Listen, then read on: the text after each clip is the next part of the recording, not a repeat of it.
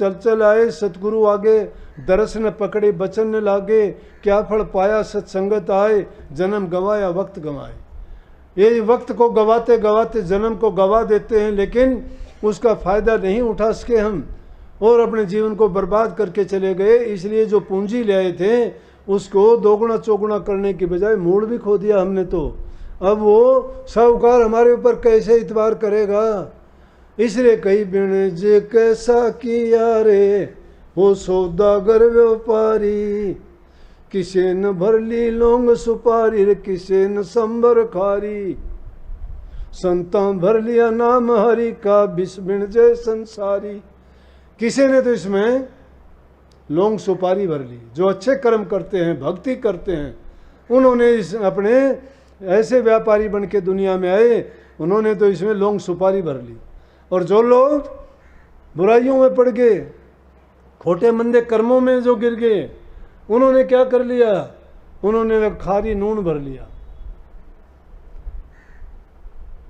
और क्या हुआ, क्या नून की क्या कीमत होगी, जो लौंग सुपारी की कीमत तो कई गुना होती है। इसीलिए तुम्हारी पड़त उठ गई आगे कि कोई आपको कर्जा नहीं मिलेगा, यहाँ बुरा करने के बाद डबल सजा के हकदार होगी। एक सजा तो यहाँ का कानून देगा, समाज देगा बुरा करने से, फिर भी वो सजा देने से कर्म नहीं कट गए। सत्य पुरुष की सजा तो अलग रहेगी, वहाँ तो नरकों में फिर जाना पड़ेगा। और जो अच्छा करता है वो यहाँ भी मान सम्मान पाता है, इनाम पाता है।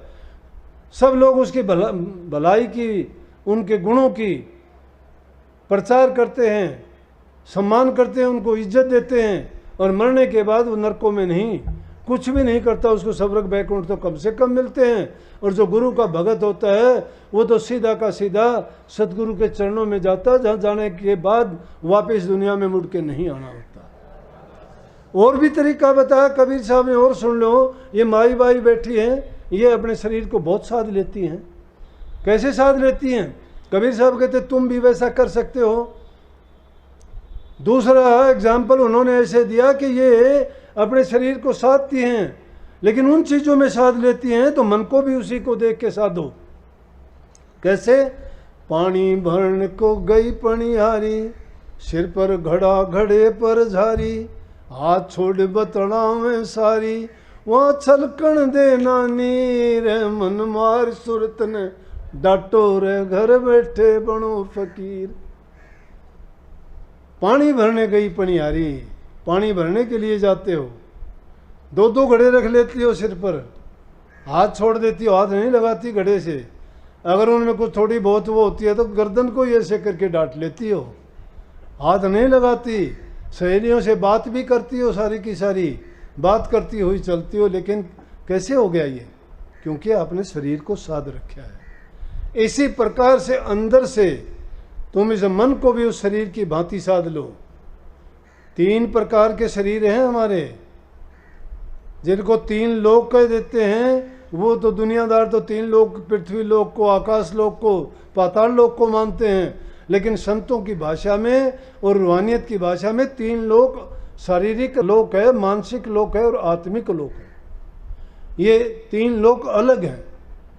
शरीर को साधना पड़ेगा, शरीर जिसका सज जाता है फिर मन को रोकना पड़ता है, और मन को रोकने के बाद में फिर सुरत का। संतों ने इसीलिए चौथे पद के गीत गाए हैं, आपके आप भी गाते हो। 3 छोड़ चौथा पद दीन्या, सत नाम सतगुरु गत चिन्हा, जगमग ज्योत होत उजियारा, गगन सोत पर चंद्र निहारा, से सिंहासन छतर विराजे, अनहद शब्द गए धुन गाजे। संतों का चौथा लोक है। कोई मंदिर जा मूर्त पूजे, कोई तीर्थ कोई व्रत में जूझे, ये सब भूला भटकिया खाया, कोई इनका भरम मिटाया, जो कोई इनको कह समझाई, उल्टी बन करें लड़ाई, ये ढूंढे त्रिलोकी माही, नाम बसत चौथे पद माही। 3 लोक में बसता काल, चौथे में रह पुरुष दयाल।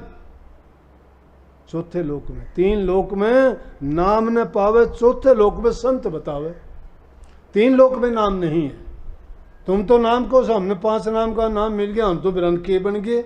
दूसरों को सोचते ही नहीं कि मैंने नाम ले रखा है। क्या नाम ले रखा है आपने? राधा स्वामी नाम ले लिया क्या? जब तक समझ नहीं आई, नाम का सुमरण करना भी नहीं जानते हो आप लोग।